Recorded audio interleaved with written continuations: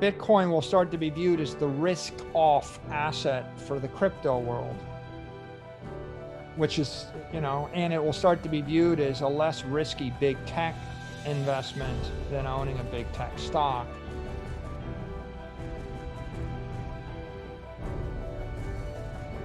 Look, my company buys Bitcoin at 35,000. I would have paid 70,000, Scott. If this had not happened, then Bitcoin would have gone 60 to 70 to 90 to 100. We'd be paying 100,000.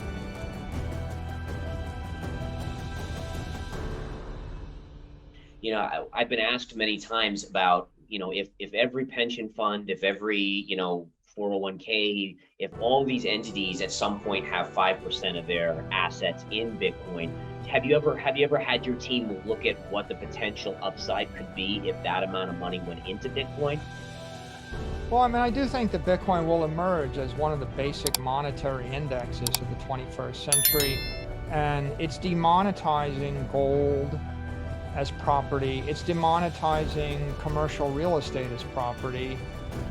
It's demonetizing the S&P index, the Vanguard 500 as property. It's demonetizing people's homes as property. It's demonetizing savings accounts as property. And it's demonetizing bonds as property, and so all of those are just places people put money to save it over long periods of time. And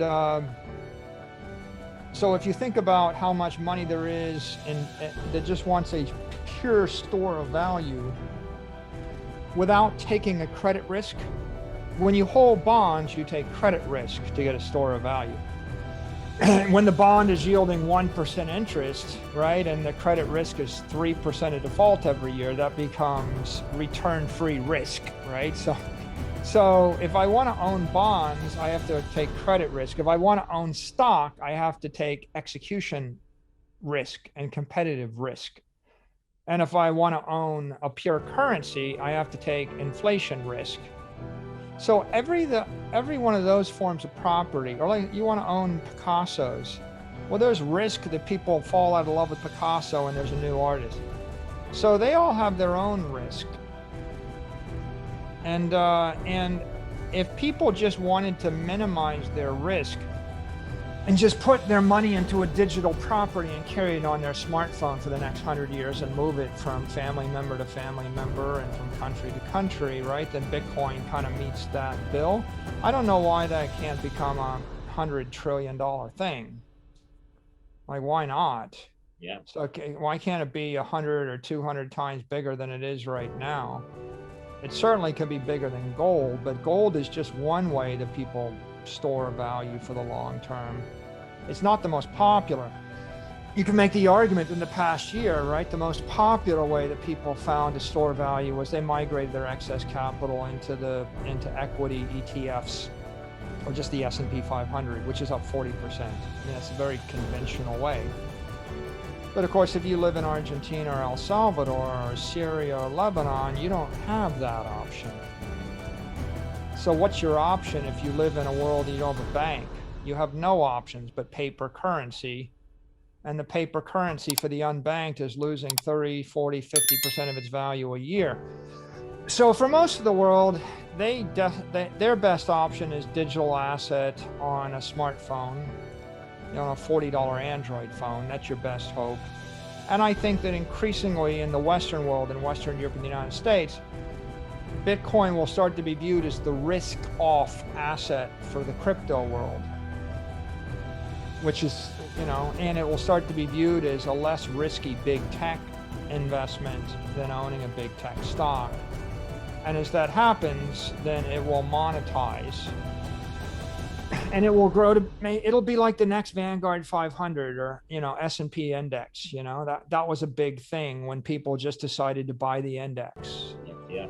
And that's what I see this is. It's like a less risky global monetary index, 24/7, 365. The S&P puts companies into the S&P 500 and takes them out. Right, so it's a index which is a bit controlled by people, and and they kind of doctor it a little bit by putting and taking out things, and it's not really, there's no hope for someone in Beijing or in Pakistan or in Venezuela. You can't buy that. So that's how I see Bitcoin. I see it as massive upside as a monetary index over time. My company buys Bitcoin at 35,000. I would have paid 70,000, Scott. If this had not happened, then Bitcoin would have gone 60 to 70 to 90 to 100. We'd be paying 100,000. So people buying Bitcoin in the 30s got Bitcoin at a discount. You got two types of people. You got the long-term people that said, but for the Chinese exodus, we would have had to overpay. And you got the short-term people that said, haha, you're so stupid. You bought it at 50,000 and now it's 35,000. Haha, you should have shorted it. Well, shorting is like shorting electricity. It's like, no, I don't think so. If you think this is a Rorschach test.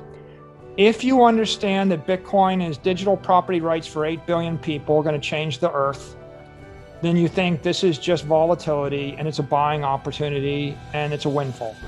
And if you think Bitcoin is a random speculative gambling asset of no consequence with no underlying value, then you think, it's like you were stupid. You shouldn't have bought it.